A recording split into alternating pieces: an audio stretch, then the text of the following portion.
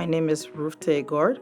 I am the team lead for Meridian Services. I needed accommodation during my pregnancy, and then I reached out to my employer. They didn't want to accept that, so they make my job difficult and wasn't willing to accept all of my doctor's notes, even though I needed accommodation. I was at the verge of losing my job and being stuck with a lot of bills and really stressed out. I was up many nights, worrying, planning like how am I gonna pay my bills, what's gonna happen next. Doing my job was really difficult. I was at the verge of quitting and just, looking to see what come next. I had regrets, like, okay, maybe it was my fault, getting pregnant and all of that. Maybe if I had not gotten pregnant, my employer probably, wouldn't put me in that state. I reached out to the Department of Labor, which helped out. I had proofs, documents, emails, and I sent it over to them. Within a week, my case was resolved.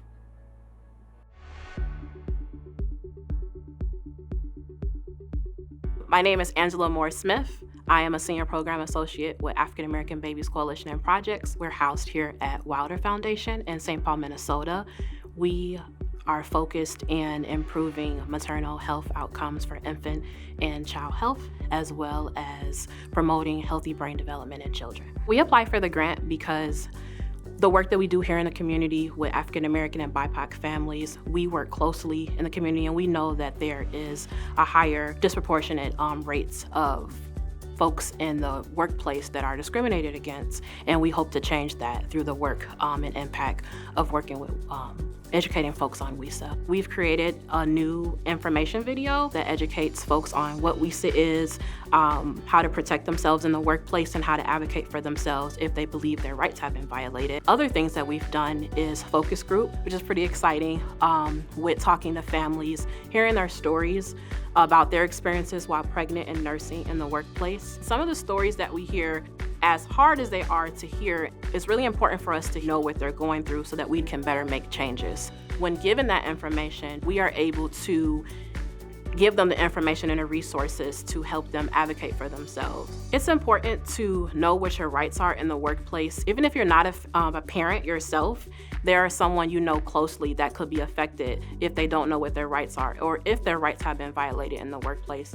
And also for employers. A lot of employers, they're not purposely violating people's rights, they just don't know. I think it's huge that the work of WESA is being celebrated. A lot of times we get caught up in not feeling like things are changing for families of color here in Minnesota. It's important for people to know that there's a lot of important people behind the scenes that are doing the work, that are committed to the work.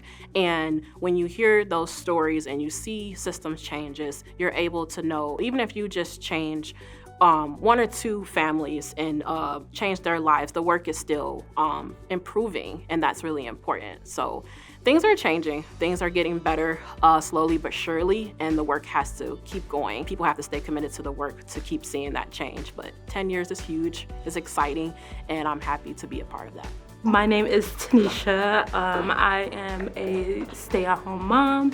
I am just studying to pass my esthetician state board exam. My priorities as a participant was just to engage and just to understand the material that was given. We talked about pregnancy rights and what that looks like in the workplace. I feel like women are not aware of it.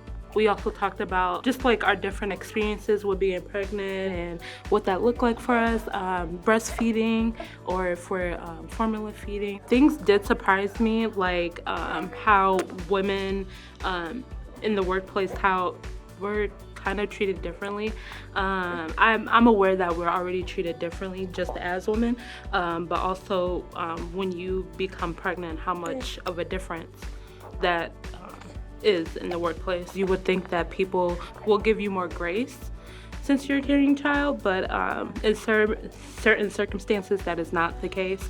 Some people also still think like you're capable of being and showing up like you were before you got pregnant, and that's not the case at all. My name is Tiara Jones. I am a family achievement coach for the Northside Achievement Zone. I'm going back to work, so It's new territory. This is my first child, so I have no idea what to expect. What I learned is that a lot of us really don't know that we have rights. I feel like a lot of women in general, we've been in the workforce for a while now, and it's kind of just straight to the point. You sign the documents, you go to work, but once you have a child, everything changes because you have to really look at what you can and can't do. There's a lot of knowledge out there that is untapped by a lot of moms. I wouldn't have been aware of my rights if I hadn't attended this focus group. Sitting in a room with a lot of like-minded individuals, it was nice to see that all these moms kind of came together to offer their perspective and